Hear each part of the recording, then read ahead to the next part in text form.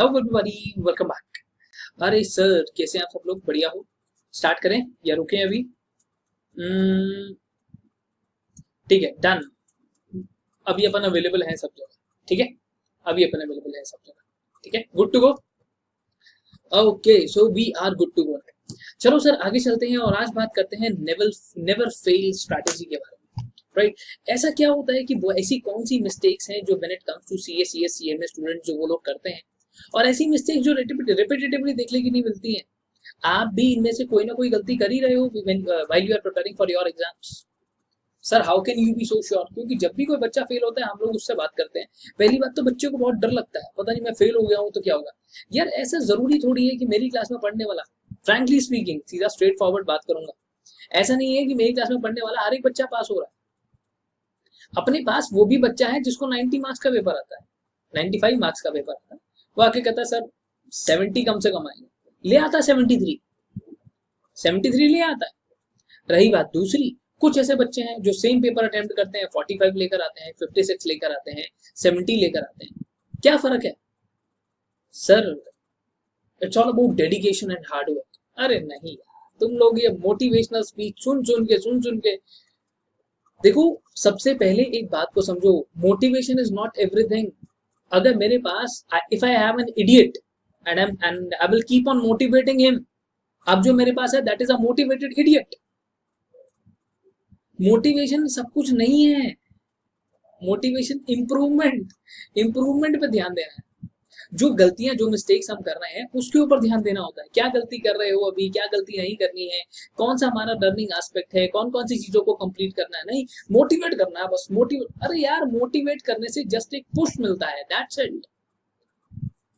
ठीक है, इंप्रूवमेंट कैसे होगी, पता कैसे चलेगा क्या करना है क्या नहीं करना है, राइट? इस बारे में बात करते हैं। तो आप सब लोग जानते हो, when it comes to, I mean, the top most things when it comes to our courses, right? तो ये तीन चीजें लाई करती हैं सीएम में। अब रही बात सर अगली, रिजल्ट के बारे में भी आप जानते ही हो। अब कुछ ऐसे 5 पिलर्स हमारे पास आते हैं जिसकी वजह से बच्चा फेल होता है। सबसे पहली बात, आप क्या करते हैं, आप बहुत बार किसी के क्लास नोट्स, किसी की बुक को रेफर करते हैं। बहुत अच्छी बात है सर, करिए। आप जहां से भी जैसे भी पढ़ रहे हैं, सब टीचर्स बहुत अच्छे हैं, उन्होंने बहुत मेहनत करी, ठीक है। बट सबसे पहली चीज जो आपको इंश्योर करनी होती है, क्या आपने 100% मॉड्यूल कवर करा है? Module is something, that book which is provided by ICAI, ICSI और ICMAI। सर, वो इतनी बुक नेवर फेल स्ट्रेटेजी है ये। अगर ऐसा कर लोगे तो फेल ही नहीं होगे यार। अगर आपने आज तक ऐसा किया है, ठीक है, आज तक आपने जो भी किया हो, एक बार ये करके देख लो ना। उसके बाद कोई भी एक क्वेश्चन पेपर सॉल्व कर लेना, आपको पता चल जाएगा, ठीक है। उसके बाद आप क्वेश्चन पेपर सॉल्व कर लेना, अपने किसी फ्रेंड से बात कर लेना। इतने सारे इंस्टीट्यूट्स ने फ्री टेस्ट सीरीज स्टार्ट की हुई है, वो अटेंड कर लेना, देख लेना आपको फर्क पता चलता है या नहीं। You will feel the difference. तो ये मॉड्यूल जो है सर, ये बहुत मोटा होता है, इसकी लैंग्वेज बहुत हार्ड होती है। ये मैंने ऑलरेडी क्लासेस में बताया हुआ है कि आपको सब कुछ नहीं पढ़ना होता, थिंग्स आर रिपीटेड। अगर मैं मॉड्यूल की बात करूं तो 800 पेजेस का है, डर के ही नहीं उठाता है बच्चा, डर के नहीं उठाता है। तो सबसे पहले the very first thing which you need to understand कि आपको इसको अडॉप्ट करना है, इसी मॉड्यूल से पढ़ना है, और इसी मॉड्यूल से पढ़ने के बाद ही आप पास हो सकते हो सर।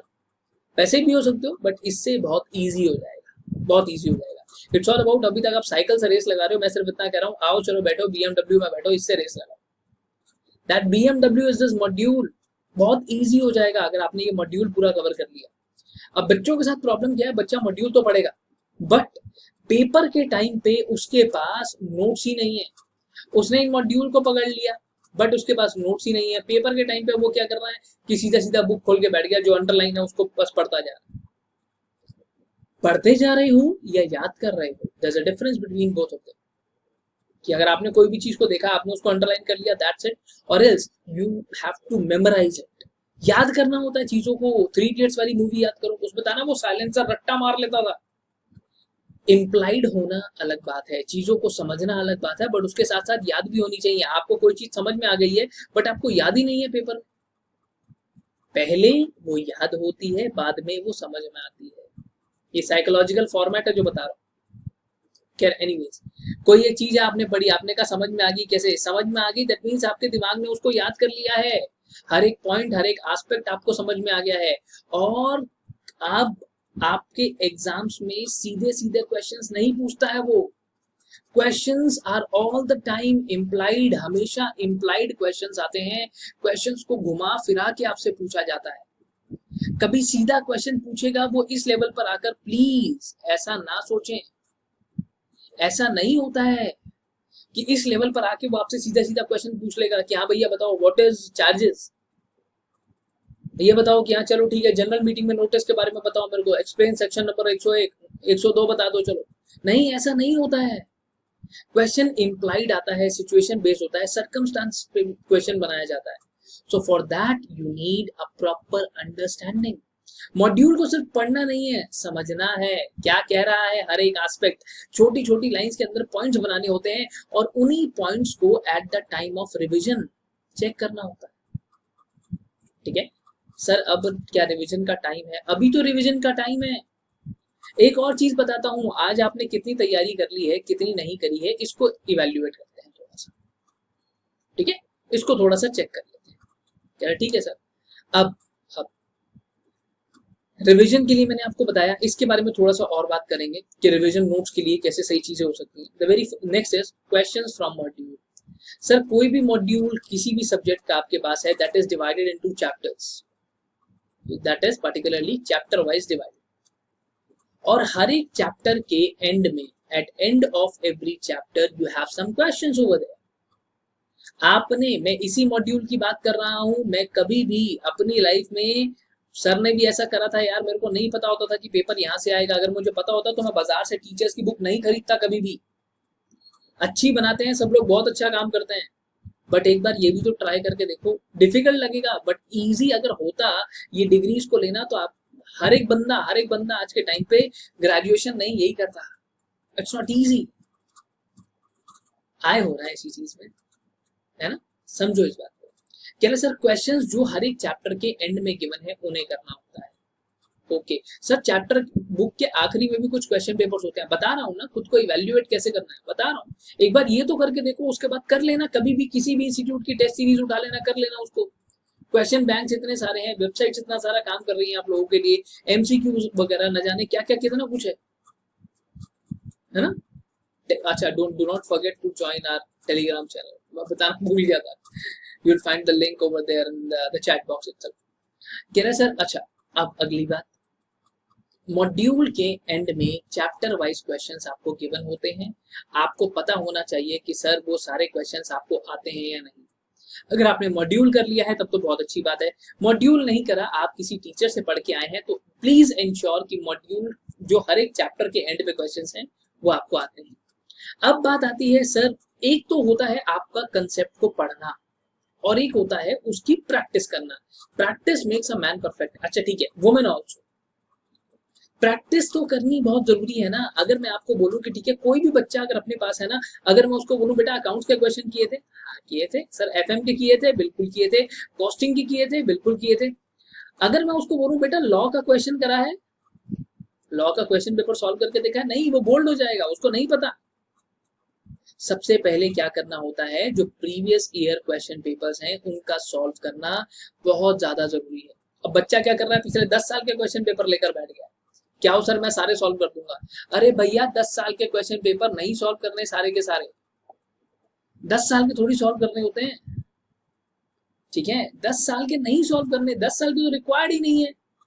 मेरी साइड से जो रिकमेंडेशन है that is for last 2 years, पिछले 2 साल के क्वेश्चन पेपर्स मिल जाते हैं तो बहुत अच्छी बात है, नहीं मिलते हैं तो हमारे को बताओ, we have already uploaded for you guys on the website itself, website पे अवेलेबल है। नहीं मिलते तो मेरे को पर्सनली बताओ ना, मैं भेजूंगा ईमेल पे यार, मैं लिंक शेयर करूंगा। ठीक है, you guys can get my email address और द कांटेक्ट नंबर। क्लासेस में जनरली आपको मिलता ही है, बट फिर भी कोई बात नहीं। कह रहे सर 2 साल के प्रैक्टिस कर लोगे तो भी बहुत है। सीए के अंदर अगर मैं बात करूं बच्चों से, तो आरटीपी बहुत मैटर करती है। आप जो भी अटेम्प्ट आप दे रहे हैं वो वाले अटेम्प्ट की और से पिछले वाले अटेम्प्ट की आरटीपी करना मत भूलें। फिर एक आता है एमटीपी, यानी कि जिसको मॉक टेस्ट पेपर कहते हैं, ये भी सीए वाले बच्चों के लिए देखने के लिए मिलता है, बट प्रॉब्लम क्या है यहाँ पर, आयरनी क्या है कि ये मॉक टेस्ट पेपर का लेवल उन्होंने बहुत ज्यादा एनहांस कर दिया। ये आपको आता नहीं है, बच्चा बोल्ड हो जाता है यहाँ पर। अगर आप मॉक टेस्ट पेपर सॉल्व कर लेते हैं तो सर बिलीव मी पेपर अच्छे से आपको आता होगा। अपार्ट फ्रॉम दैट, दोनों बातें समझ में आई। सर पिछले 2 साल की यानी कि 4 पेपर्स, 4 एग्जामिनेशन पेपर्स आपको सॉल्व करने हैं। ओके ठीक है, 4 एग्जामिनेशन पेपर्स आपको सॉल्व करने होते हैं, याद रखना। पिछली 4 बारी के कोरोना के टाइम पे पेपर नहीं हुआ, छोड़ दो उसको। अब चलते हैं आगे। Sir we need proper revision, revision proper होनी चाहिए। रिविजन के लिए सबसे पहले चीज क्या है sir, comprehensive. Comprehensive properly comprehensive, ये नहीं कि चैप्टर के अंदर से आधा ही रिवाइज किया है, जो इंपॉर्टेंट है, जो रेलेवेंट है। हर एक क्लास के अंदर टीचर ने बताया होगा ना कि बेटा ये इंपॉर्टेंट है, ये रेलेवेंट है, ठीक है। जैसे अपनी क्लास के अंदर क्या होता है, मैं सिर्फ बोलता हूं जितना मैं अंडरलाइन कर रहा हूं उतना ही अंडरलाइन करना, उसके अलावा कुछ भी अंडरलाइन मत करना। जितना लिखवा रहा हूं उतना ही लिख लेना, बहुत है, ऐसा होता है, राइट। तो just like that the comprehensive thing is there. Comprehensive revision अपनी होनी चाहिए और you need to have your proper notes, ठीक है। सफिशिएंट नोट्स आपके पास होने चाहिए। नोट्स ऐसे नहीं चाहिए मेरे, ऐसे नहीं होने चाहिए कि ठीक है जो भी नोट्स है आपने पूरे का पूरा पैराग्राफ लिख डाला पेपर के टाइम पे आपके पास पढ़ने के लिए, just a day before examination. अगर मैं आपसे बात करता हूँ, आप कह रहे हो सर मेरे को 300 पेजेस पढ़ने हैं, क्यों 300 पेजेस क्यों पढ़ने हैं आपको, क्यों पढ़ने हैं 300 पेजेस? सर मार्केट में रिवीजन नोट्स अवेलेबल हैं, अगर आपने जो नोट्स बनाए हैं बिलीव मी उससे आप बहुत जल्दी रिवाइज कर सकते हो एज कंपेयर टू, हाँ टीचर नहीं दिए हैं वो अलग बात है। टीचर ने ऐसे फंडा बता दिया रिवीजन नोट्स का कि बेटा जितना कर रहा हूं उतना मार्क कर लो, बस सिंपल है। नहीं तो अच्छा एक और चीज बताता हूँ रिवीजन को करने के लिए, बहुत सिंपल फॉर्मेट है, ध्यान रखना। जैसे आपके एग्जाम्स हैं, आपके एग्जाम के अंदर आपके पास क्या है, 2 डेज का गैप है, 2 डेज का गैप है, ठीक है। अब ध्यान देना, बहुत ही सिंपल टेक्निक बता रहा हूँ यहाँ पे, बतानी नहीं चाहिए ऐसे लॉ से अपने। एग्जाम से 1 दिन पहले या 2 दिन पहले आप क्या करें, अपना पूरा कोर्स ओपन करें, ठीक है सर। वो कोर्स है मान लेते हैं चलिए 60 पेजेस का, 60 आवर्स का, होता नहीं है, इससे कम ही होता है। कुछ चैप्टर्स ऐसे हैं जो आप टीचर्स के साथ बैठ के रिवाइज कर सकते हो, तो वहां पे क्या होगा, ये जो 2 डेज वाला टाइम पीरियड है ना, इसके अंदर आपको एक 2x स्पीड का ऑप्शन मिलता है। मैं कह रहा हूँ सर जितने मर्जी घंटे का कोर्स है, चलो 80 आवर्स का कोर्स है, उसमें कुछ चैप्टर्स ऐसे होंगे जिसमें आपको डर लगता होगा, है होते हैं ना, हर एक बच्चे के साथ ऐसे चैप्टर्स हैं जहां पे डर लगता है। उन चैप्टर्स को सीधा टीचर्स के साथ बैठ के रिवाइज करो ना। 80 घंटे 80 आवर्स का कोर्स है तो 40 आवर्स आप ऐसे निकाल लोगे, और जिसको अगर 2x की स्पीड पे चलाओगे तो 20 आवर्स के अंदर वो सारे डिफिकल्ट चैप्टर्स जो आपको डिफिकल्ट लगते हैं वो अपने टीचर के साथ बैठ के रिवाइज करो, उन्हीं क्वेश्चंस को फटाफट से देखो, सॉल्व करो, ठीक है। थ्योरी में ऐसा हो सकता है, प्रैक्टिकल के अंदर तो आपके पास कमांड है। एक और चीज बता रहा हूं, वो मैं यहाँ पर मेंशन करना भूल गया, आई एम सॉरी। बहुत बार क्या होता है एग्जामिनेशन पॉइंट ऑफ व्यू से, कुछ चैप्टर्स ऐसे हैं जो बहुत रेलेवेंट होते हैं, बहुत रेलेवेंट, आपको उनको छोड़ना नहीं है, आपको उन चैप्टर्स को बिल्कुल भी छोड़ना नहीं होता, ठीक है। तो सबसे पहले you need to figure out कि ऐसे वो चैप्टर्स कौन से हैं। सर आप ही बता दो, कोर्स के अकॉर्डिंग होता है यार, वो सीए वाले बच्चों के लिए अलग होता है, सीएस वालों के लिए अलग होता है, सीएमए वाले बच्चों के लिए अलग होता है, राइट। तो ऐसे ही वो कोर्स के अकॉर्डिंग होता है, ठीक है। आज नोट करवा देता हूँ और उसके बारे में भी अपन लोग बात करेंगे। ये लाइव सेशन वाली सीरीज तो अपन ठीक है चलती रहेगी और कहीं ना कहीं इस बारे में भी बात करेंगे, ठीक है। कोई डाउट तो नहीं आ रहा है किसी को, नहीं आ रहा है ना, ठीक है। कह रहे सर सबसे पहले जो रिवीजन है आपकी वो एब्सोल्यूट होनी चाहिए, और जो भी आपकी प्रिपरेशन है you need to focus upon what is important, जो भी आपके इंपॉर्टेंट चैप्टर्स हैं from important part, what I mean is कि जिसकी ज्यादा वेटेज है। अरे तुम्हारी बेबी का जो बर्थडे है और जो तुम्हारी एनिवर्सरी है that plays a very important role, Valentine day बहुत जरूरी है भैया, यही चीजें नहीं भूलनी है ना एग्जाम के अंदर भी। क्या वैलेंटाइन डे है, क्या एनिवर्सरी है, क्या आपका क्या बेबी का बर्थडे है, इसको भी ध्यान रखना है, ठीक है। इंपॉर्टेंट चैप्टर्स, कुछ चैप्टर्स ऐसे होते हैं जो बहुत कम मार्क्स के आते हैं, लीस्ट रेलेवेंट, छोड़ना कुछ भी नहीं है। मैं फिर से कह रहा हूं, आप क्या करते हो, 2 चैप्टर छोड़ के चले जाते हो। सर पेपर अगर आप 100 मार्क्स का सोच के जाते हो कि मैं 100 मार्क्स की तैयारी करके जाऊंगा, पेपर आता है 120 से 125 मार्क्स का, एक ऑप्शन तो पहले ही वहां पर अवेलेबल है, आप उसको स्कोप क्यों दे रहे हो? और जैसे ही आप कोई चैप्टर छोड़ के जाते हो तो वो चैप्टर ऑटोमेटिकली क्या होगा, वहां पर उसका स्कोप बढ़ जाएगा, और ज्यादा आपकी प्रोबेबिलिटी बढ़ जाएगी कि पेपर यहीं से आएगा। ठीक है, इंपॉर्टेंट चैप्टर्स, रिविजन, इन दोनों पॉइंट्स को एक ही कर लो और सेकंड पॉइंट हमारा ये कंसिडर कर लो। 1 2 3 4। लास्ट पॉइंट पे आता हूं, द मोस्ट कॉमन मिस्टेक। 90% बच्चों के नंबर कटते हैं इसमें। 10 में से एक ही बच्चा होता है, यू वॉन्ट बिलीव, मैं नाम नहीं डिस्क्लोज करूंगा एक इंस्टीट्यूट का, पेपर आते हैं हमारे पास वहां से, आप कोई प्राइवेट टेस्ट सीरीज चला रहा है, उसके पेपर्स आते हैं हमारे पास चेक करने के लिए, डिजिटली हम लोग प्रिंट आउट निकालते हैं, फिर चेक होते हैं, ऐसा होता है। 10 में से सिर्फ 1 या 2 बच्चे ऐसे होते हैं उस टेस्ट सीरीज के अंदर जहां पर आपको आंसर सही मिलता है लिखा हुआ, जहां पे आप देखते हो कि हाँ यार आंसर ठीक लिखा है इस बच्चे ने। ठीक है, वो बहुत रेयर है यार, बहुत रेयर है। आधे बच्चों को ये नहीं पता सेक्शन कहाँ लिखना है, आधों को ये नहीं पता केस स्टडी कहाँ लिखनी है, बता बता के थक जाऊं मैं। और बस वो 10 में से 2 बच्चे जो हैं वो गेम ले जाते हैं। ठीक है, सबसे पहले हमने ये बहुत सारी ऐसी वीडियोस बनाई हुई हैं, presentation style, how to answer questions. ये एक बहुत बड़ा सिस्टम है सर, बहुत बड़ा सिस्टम है, जहां पे बच्चा मैक्सिमम गड़बड़ कर रहा है। आपको प्रेजेंटेशन नहीं आती है ना, आप अपने आप 6 मार्क्स के क्वेश्चन के अंदर आपको हार्डली जाकर मिलते हैं 4 मार्क्स। बहुत अच्छा प्रेजेंट करा तो 5 मार्क्स, 5 मार्क्स का क्वेश्चन है तो बच्चा हार्डली जाकर स्कोर करता है 3.5 या 4 मार्क्स। मतलब अगर आपको 100 नंबर का पेपर भी आता है, 100 नंबर का, तो भी 70 मार्क्स आएंगे आपके। पर क्या आपको 100 नंबर का पेपर आता है? नहीं, क्योंकि आधे बच्चों ने कभी जिंदगी में मॉड्यूल खोल के देखा ही नहीं है, उनको पता ही नहीं है मॉड्यूल नाम की कोई चीज भी होती है, जब से आया है उसकी रद्दी बनाकर रख दी है। सप्लीमेंट नाम की कोई चीज भी होती है, अच्छा हर बार अमेंडमेंट आती है, इंस्टीट्यूट देता है? ठीक है, समझो इस बात को। प्रेजेंटेशन के लिए सबसे पहले कुछ वीडियोस हैं, उनको चेक कर लेना, हम लोगों ने बनाई हुई है, स्पेशली पिछले साल के क्वेश्चन पेपर्स उठा के दिए हुए हैं कि ये देखो इसका आंसर ऐसे लिखना है, ये इंस्टीट्यूट की गाइडलाइन है, राइट। सबसे पहले जब भी कोई भी आंसर को हम प्रेजेंट करते हैं तो वहां पर लॉ का लीगल प्रोविजन लिखा जाता है। जो भी लीगल प्रोविजन आपका है, वो लीगल प्रोविजन किसी भी फॉर्म में हो सकता है, that can be a section, that can be a rule regulation और या फिर केस स्टडी। जो भी पेपर में आपको पूछ रहा है उसके लिए रेलेवेंट सेक्शन, रूल, रेगुलेशन अगर आपको पता है तो लिखें, नहीं पता तो सिर्फ और सिर्फ एक्ट का नाम लिख दें, बस सिर्फ एक्ट का नाम लिख दो, रूल्स का नाम लिख दो, पता है तो रेगुलेशन का नाम लिख दो। सर केस स्टडी के अंदर बच्चे बहुत दिक्कत करते हैं, केस स्टडी का नाम नहीं पता। ध्यान से देखना कैसे लिखना होता है, एक्स वर्सेस वाई। ये क्या WWF है क्या? WWF है?